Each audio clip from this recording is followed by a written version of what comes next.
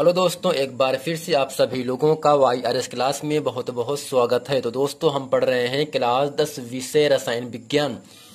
रसायन विज्ञान में जो आपका अध्याय दूसरा है अम्ल, क्षार एवं लवण। इस अध्याय 2 में जितने भी अतिलघुत्तरी के महत्वपूर्ण प्रश्न हैं जो एग्जाम में 2 नंबर के लिए आपसे पूछे जाते हैं, मैं आज उन सभी प्रश्नों को आपके समक्ष तरीके से बताने वाला हूँ। तो प्यारे बच्चों, प्रश्न नंबर 3 आपके सामने कह रहा है, लिटमस का स्रोत क्या है। यानी लिटमस को किससे प्राप्त करते हैं। तो स्रोत का मतलब होता है जरिया, यानी जो लिटमस होता है इसको कैसे कहां से प्राप्त करते हैं।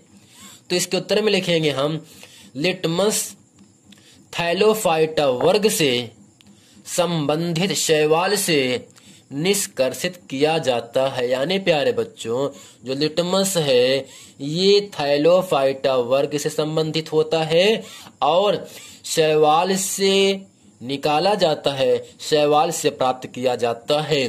प्रश्न नंबर 4 आपके सामने कह रहा है, ताजे दूध का पीएच मान 6 होता है।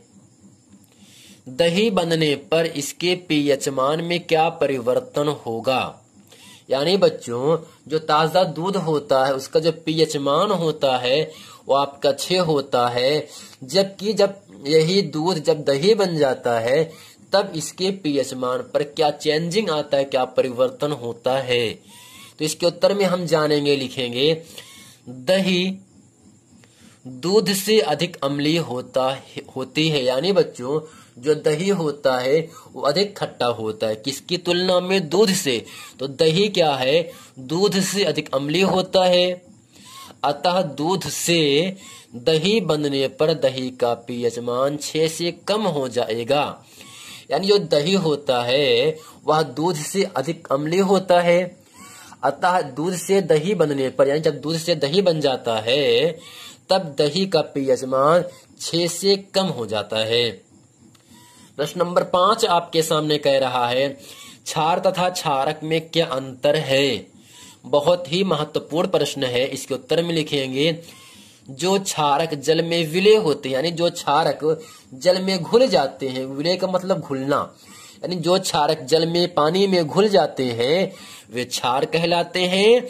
अतः सभी क्षार क्षारक हो सकते हैं परंतु सभी क्षारक क्षार नहीं हो सकते। यानी बच्चों, वे क्षारक जो जल में घुल जाते हैं, जल में विलय होते हैं, क्षार कहलाते हैं, परंतु सभी क्षार क्षारक हो सकते हैं किंतु सभी क्षारक क्षार नहीं हो सकते हैं। प्रश्न नंबर 6 आपके सामने है, ब्लीचिंग पाउडर का रासायनिक सूत्र लिखिए। 2002, 2005 और 2012 में प्रश्न पूछा गया है। तो बच्चों, ब्लीचिंग पाउडर का रासायनिक सूत्र क्या होगा, CaOCl2, जिसका रासायनिक नाम होता है कैल्शियम ऑक्सीक्लोराइड होता है। यानी CaOCl2 को हम ब्लीचिंग पाउडर कहते हैं साधारण नाम में, लेकिन रासायनिक नाम पे हम क्या जोड़ते हैं, कैल्शियम ऑक्सीक्लोराइड कहते हैं। प्रश्न नंबर 7 है, सोडियम कार्बोनेट बनाने के विधि का केवल रासायनिक समीकरण लिखिए। यानी सोडियम कार्बोनेट अर्थात Na2CO3 किसको मिलाने से बनता है। तो इसके उत्तर में बच्चों लिखेंगे हम 2NaO, जिसे कहते हैं सोडियम हाइड्रोक्साइड, CO2 कहते हैं कार्बन डाइऑक्साइड। यानी सोडियम हाइड्रोक्साइड की क्रिया कार्बन डाइऑक्साइड से कराने पर सोडियम कार्बोनेट और जल बनता है।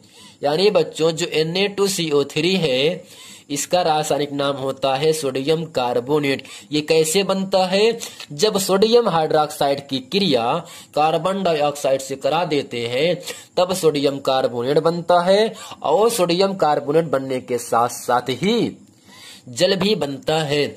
प्रश्न नंबर 8 आपके सामने कह रहा है, सोडियम बाइकार्बोनेट का उपयोग लिखिए। तो बच्चों, सोडियम बाइकार्बोनेट का रासायनिक सूत्र क्या होगा, NaHCO3। यानी NaCO3 को हम क्या कहते हैं, सोडियम बाइकार्बोनेट कहते हैं। और सोडियम बाइकार्बोनेट का उपयोग आपसे पूछ रहा है, यानी इसका यूज कहाँ कैसे होता है।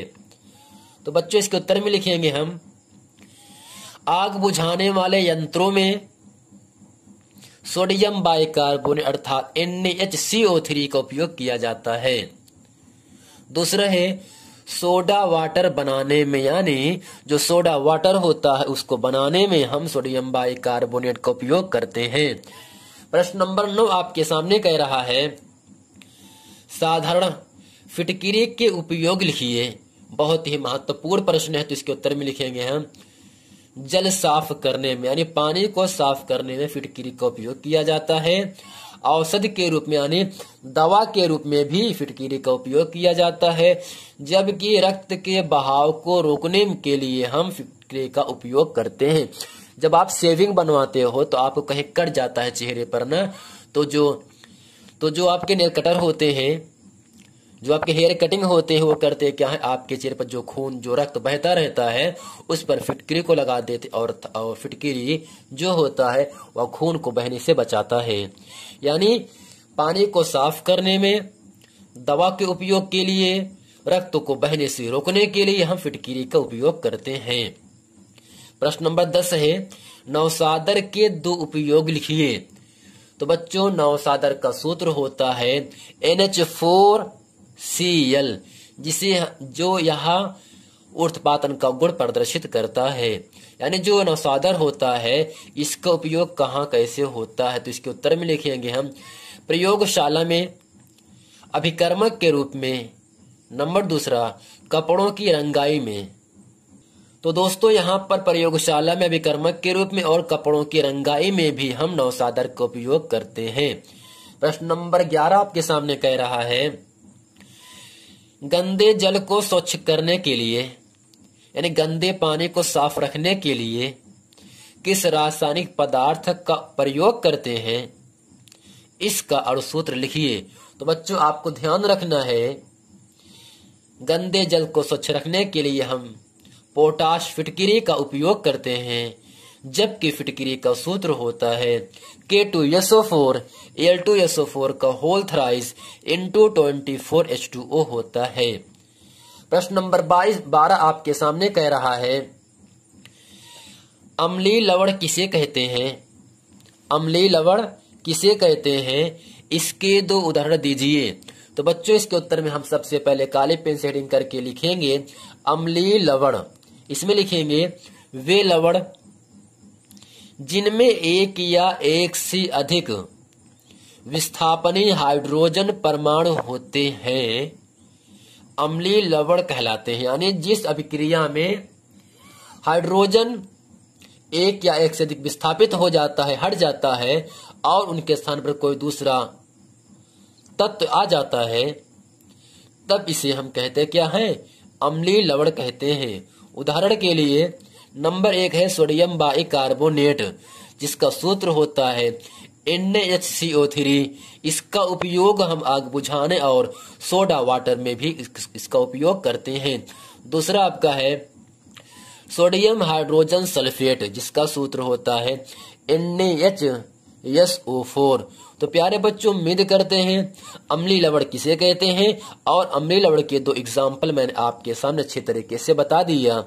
तो प्यारे बच्चों उम्मीद करते हैं ये पूरा वीडियो आप लोगों को बहुत अच्छे तरीके से समझ में आ गया होगा। यदि ये वीडियो आपको समझ में आ गए तो वीडियो को लाइक करें, कमेंट करें, सब्सक्राइब करना ना भूलें और शेयर करना भी ना भूलें। तो दोस्तों मिलते हैं इसके बाद नेक्स्ट वीडियो में, तब तक के लिए थैंक यू।